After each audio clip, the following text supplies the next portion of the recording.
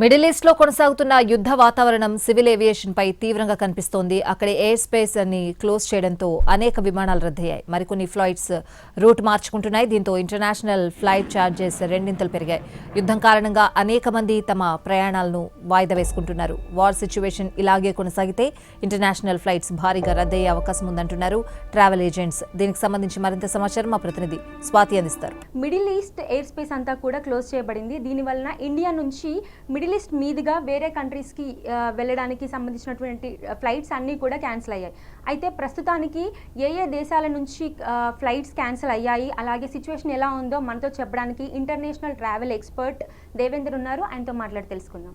ఇప్పుడు ఇండియా నుంచి మనకు ఎమిరేట్స్ ఒకటి, ఖతార్ ఎయిర్లైన్స్ ఒకటి, కువైత్ ఎయిర్వేస్ ఒకటి, గల్ఫ్ ఎయిర్ ఒకటి, ఇతిహాద్ ఎయిర్లైన్స్ మరియు వేరే సౌదీ ఎయిర్లైన్స్ కూడా, ఇవన్నీ ఎయిర్లైన్స్ కూడా మిడిల్ ఈస్ట్ అంటే మనకు దుబాయ్, ఎమిరేట్స్ దుబాయ్ వెళ్తుంది, ఇతిహాద్ వచ్చేసి అబుదాబి వెళ్తుంది, ఖతార్ వచ్చి ఖతార్ వెళ్తుంది అనమాట. సో ఆ కంట్రీలు ఈ యొక్క వార్ సిచ్యువేషన్ వల్ల ఆల్మోస్ట్ ఆల్ అన్నీ కూడా క్యాన్సిలేషన్ అయ్యాయి. సిన్స్ లాస్ట్ 2 days నుంచి మనం అక్కడ అన్నీ చూస్తూ ఉన్నాము. అన్ని ఫ్లైట్స్ అన్నీ క్యాన్సిల్ అయ్యాయి. ఆ క్యాన్సిలేషన్స్ వల్ల ప్రయాణికులు ఎక్కడ వాళ్ళు అక్కడ స్టాండర్డ్ అయిపోయి చాలా ఇబ్బందులు పడుతూ ఉన్నారు. సో వారిని అక్కడి నుంచి ఇక్కడికి తీసుకురావాలంటే అది ఓన్లీ భారత ప్రభుత్వంతోనే సాధ్యమవుతుంది. ఇంకోటి, ఇప్పుడు వేరే అదర్ ఆల్టర్నేటివ్ రూట్స్ చూసుకుంటే మనకు ఇక్కడి నుంచి హైదరాబాద్ నుంచి కానీ వెళ్ళడానికి కానీ, మళ్ళీ హైదరాబాద్కి రావడానికి కానీ మీరు via south east Asian countries రావాలి, లేకుంటే యూరోపియన్ పాయింట్స్ నుంచి అంతా రావాలి. కానీ ఇప్పుడు ప్రజెంట్ సిచ్యువేషను మిడిల్ ఈస్ట్ నుంచి ఎవరైతే స్టక్ అయ్యారో వాళ్ళకి ఎక్కడికి కూడా వెళ్ళలేని పరిస్థితులు. అన్ని ఎయిర్పోర్ట్స్ కూడా మొత్తం అన్నీ కూడా షట్ డౌన్ అయిపోయినాయి. సో చాలా ఇబ్బందుల్లో ఉన్నారు.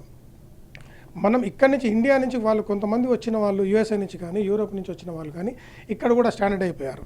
సో వాళ్ళకి మనము ఏ ఎయిర్లైన్స్ నుంచి టికెట్ చూసినా కూడా దాదాపుగా ఒక్కొక్కరికి పర్ పర్సన్ వన్ వే వచ్చేసి 2.5 లక్షల రూపాయలు ఉన్నాయి ఇప్పుడు. ఫర్ ఎగ్జాంపుల్ ఇథోపియన్ ఎయిర్లైన్స్ ఉంది, అది ఒక్కటే ఎయిర్లైన్స్ మనకి ఇప్పుడు ప్రస్తుతానికి వయా ఇథోపియా వెళ్తుంది, అది మీకు 2 లక్షల రూపాయలు ప్రైస్ చూపిస్తూ ఉంది. సో దీనివల్ల ప్రయాణికులు ఎంత ఇబ్బంది పడుతున్నారో మనము తెలుసుకోవచ్చండి. సో అంటే దీనివల్ల ఇప్పుడు ఫ్లైట్ బుకింగ్స్ ఎలా ఉన్నాయి సార్?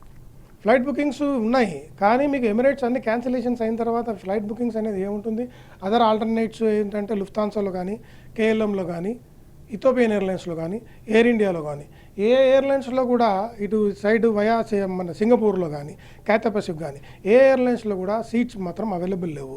సీట్స్ అవైలబుల్ ఉన్నా కూడా ఏదో 1-2 అరా చూపిస్తూ ఉంది. కానీ దానికి కూడా మీకు 2.5 లక్షలు 3.5 లక్షల రూపాయలు ఎకానమీ క్లాస్ ఫేరే ఛార్జ్ చేస్తూ ఉన్నారు. సో మీ ట్రావెల్ ఏజెన్సీ నుంచి వెళ్ళిన వాళ్ళు ఎవరైనా అక్కడ ఉన్నారా, ఈ మిడిల్ ఈస్ట్ కానీ ఇంకా వేరే కంట్రీస్లో కానీ? చాలామంది ఉన్నారండి. ఇప్పుడు యూఎస్ఏలో ఉన్నారు, యూఎస్ఏలో వెళ్ళారు, వాళ్ళు అక్కడే స్టక్ అయ్యారు. సో వారికి ఆల్టర్నేటివ్ రూటింగ్స్ మేము కూడా చూస్తూ ఉన్నాము.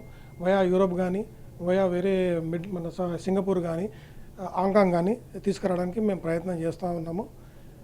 అక్కడ దుబాయ్లో కొంతమంది స్టాండర్డ్ అయ్యారు, వాళ్ళు అక్కడే ఉన్నారు. ఇంకా వాళ్ళకి ఏది హోటల్స్లో ఉన్నారు. సో సురక్షితంగా ఇప్పుడైతే ప్రస్తుతానికి వాళ్ళందరూ సురక్షితంగా ఉన్నారు. ఖతార్లో కానీ, బహ్రెయిన్లో కానీ అందరూ సురక్షితంగా ఉన్నారు. So once the situation gets well, so మేము వాళ్ళని తీసుకొచ్చే ప్రయత్నం చేస్తూ ఉంటాం. కెమెరా పర్సన్ రతన్తో స్వాతి, ఎన్టీవీ, హైదరాబాద్.